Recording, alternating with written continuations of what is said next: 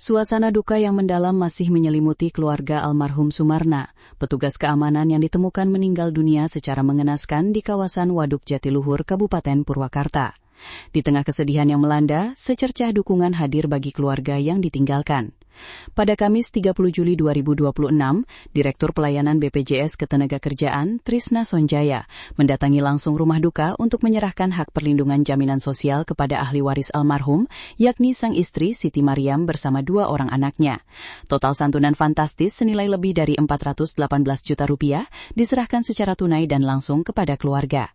Adapun rincian manfaat yang diterima oleh keluarga almarhum mencakup santunan jaminan kecelakaan kerja atau JKK meninggal sebesar Rp264.537.088, jaminan hari tua senilai Rp10.685.285, serta manfaat jaminan pensiun berkala sebesar Rp411.400 setiap bulannya.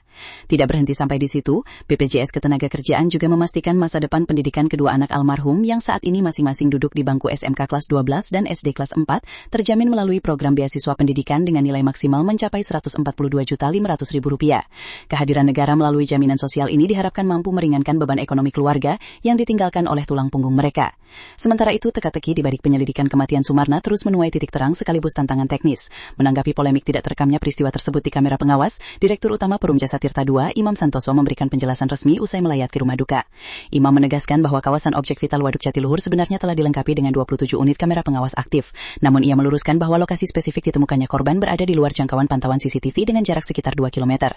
Kendati demikian, pihak PJT 2 telah menyerahkan rekaman dari 3 kamera di zona terdekat kepada penyidik kepolisian, serta berencana mengevaluasi dan menambah titik CCTV di area rawan berkoordinasi dengan aparat penegak hukum.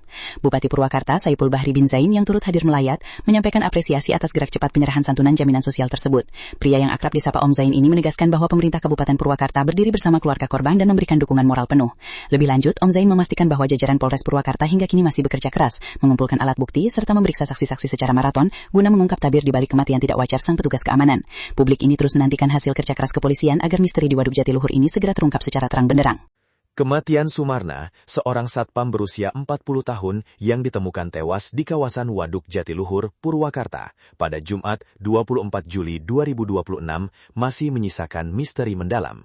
Bukan hanya karena jasadnya ditemukan mengambang di perairan, tetapi kondisi korban yang mengenaskan, dengan kedua tangan terborgol, membuat publik terkejut dan menuntut keadilan.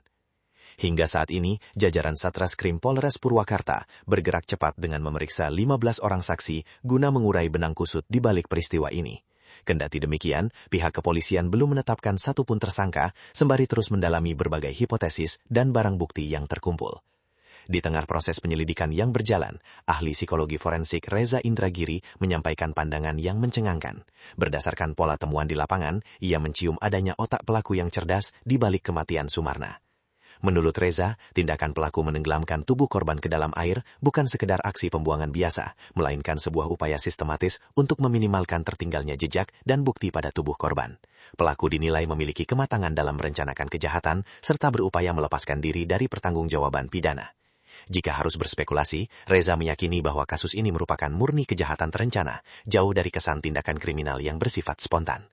Menanggapi kompleksitas kasus ini, Kasatreskrim Polres Purwakarta, AKP Imade Purwantara, menyatakan bahwa penyidik telah merumuskan berbagai kemungkinan dan hipotesis yang saat ini tengah didalami secara intensif. Polisi berkomitmen untuk menelusuri rangkaian peristiwa sebelum Sumarna ditemukan meninggal dunia. Meskipun identitas dari 15 saksi yang diperiksa masih dirahasiakan demi kepentingan penyidikan, hasil otopsi medis nantinya diharapkan mampu menjadi kunci utama untuk membuka tabir misteri.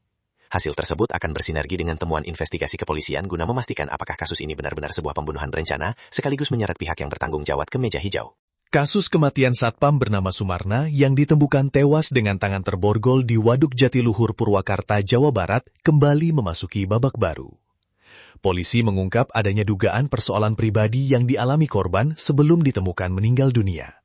Dugaan tersebut kini menjadi salah satu fokus penyelidikan untuk mengungkap motif di balik kematian pria berusia 42 tahun itu.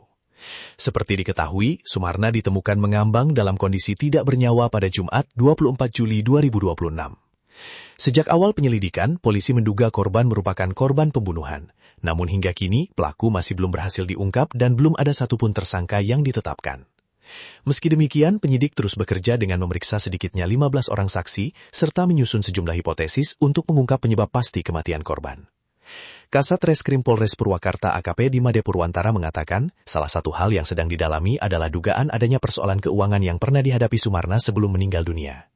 Informasi mengenai masalah finansial tersebut sebelumnya juga sempat disampaikan Kepala Desa setempat kepada Gubernur Jawa Barat Deddy Mulyadi. Menurut Kepala Desa, Sumarna yang menjabat sebagai Komandan Regu atau Danton Linmas dipercaya memegang uang dana bagi hasil pajak atau DBHP sebagai pengganti pembayaran BPJS Ketenagakerjaan bagi anggota Linmas. Namun hingga peristiwa tragis itu terjadi, uang tersebut diketahui belum sempat dibagikan kepada para anggota. Jumlah uang yang masih berada di tangan korban disebut mencapai sekitar Rp1.050.000 yang diperuntukkan bagi 14 anggota Linmas. Meski demikian, polisi menegaskan informasi tersebut masih didalami dan belum dapat disimpulkan memiliki keterkaitan langsung dengan kasus pembunuhan yang menewaskan Sumarna. Di sisi lain, hasil autopsi juga mengungkap sejumlah temuan penting. Penyidik menduga Sumarna lebih dahulu dibunuh sebelum jasadnya dibuang ke Waduk Jatiluhur. Dugaan itu diperkuat dengan tidak ditemukannya lumpur di paru-paru korban. Selain itu, volume air di paru-paru juga hanya sedikit sehingga mengindikasikan korban tidak meninggal akibat tenggelam.